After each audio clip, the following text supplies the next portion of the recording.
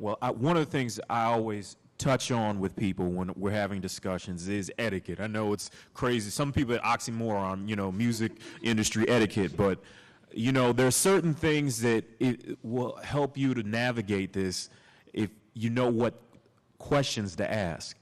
If you come up to me or any other DJ, sometimes don't ask if I like the record.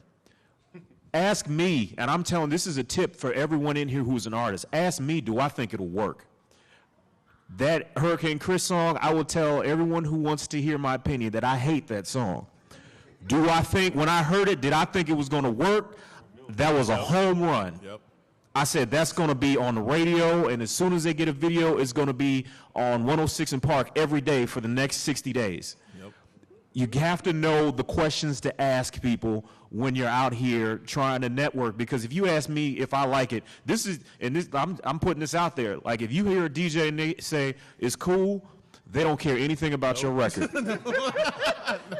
They on the, and that's Kenny King's favorite line, that means you need to get back to the lab and improve on whatever it is you're working on. Wow. Just another thing, like, I know, we'll be out at clubs and a lot of the music surrounds the hustle and hood, but at the same time, people who are the decision makers, for lack of a better term, these are not street people a lot of times. Sometimes the man standing next to the man will be, from the hood, but a lot of these people are squares. And at the end of the day, like, don't come to me and say, like, how you just got out of jail. Like, and the thing is, I'm not trying to down anybody, but these are the things I hear. And, like, you wouldn't go to IBM and talk about how you want a job there and you just got out of jail and I need my shot.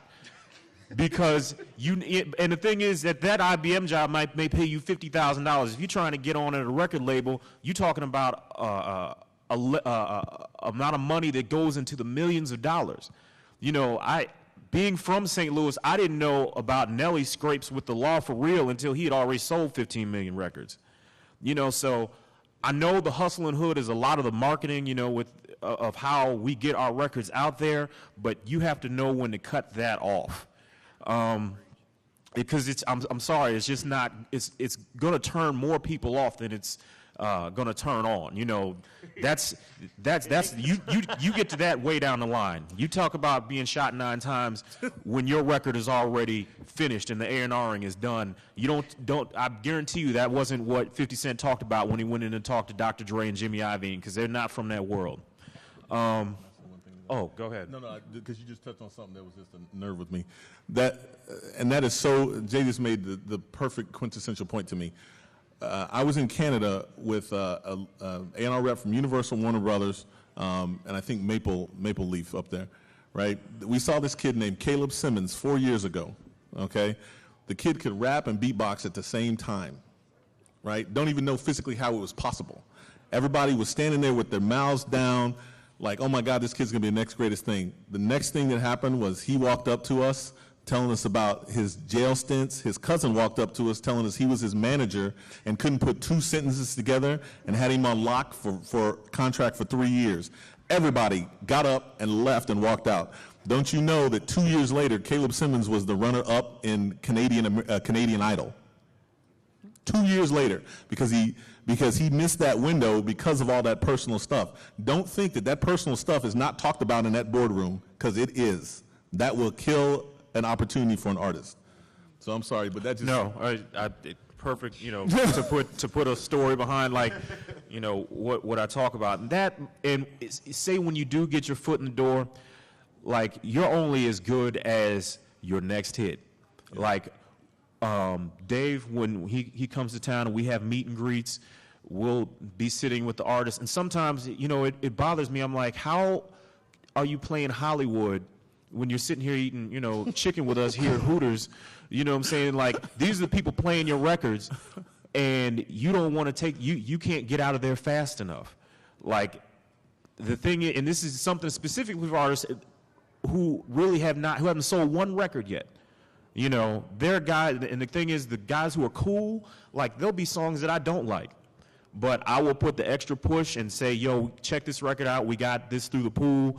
When it's time for me to make my charts, which I control, and I send out to all the people in the industry, when I say, okay, who was the last person? Gorilla Zoe from Boys in the Hood was here a couple weeks ago. I had no idea, you know, like I said, that's not my lane. You know, just like Nick talked about lanes, Gorilla Zoe's music is not my lane. But when he came here, he was nice to everybody at the restaurant, the DJs, anybody who wanted to talk to him. He gave people his number, his email, shook everyone's hand, was personable. And so from now on, I'm checking for Gorilla Zoe. I'm telling my people to check for Gorilla Zoe. So you can't forget, no matter how big you are, about personal relationships. You know, you could sell 2 million and come back and sell 300,000. I've seen it happen. Like, you know, being from St. Louis, it still blows my mind how Chingy was the biggest thing at one point, and he can't get arrested. You know, to a certain, you know, yeah. And so now he's back with Ludacris, hoping to jumpstart his thing. You know, it happens that quickly. Like this industry, I used to say, when I would talk to people about hip hop, I'm like, yo, hip hop is like high school. You got 4 years, you know, to really make it hot for yourself. Like Ja Rule, he had a hot 4 years. DMX had an incredible 4 years. Now it's like you got 10 weeks. You got enough time to get your single out there, your video, get your ringtone, and that's enough time. That's enough time basically for your album to come out, and then you have a song that's getting played on Hot 96.3 and 93.1, and the album will sell 23,000 copies and sell half that the next week.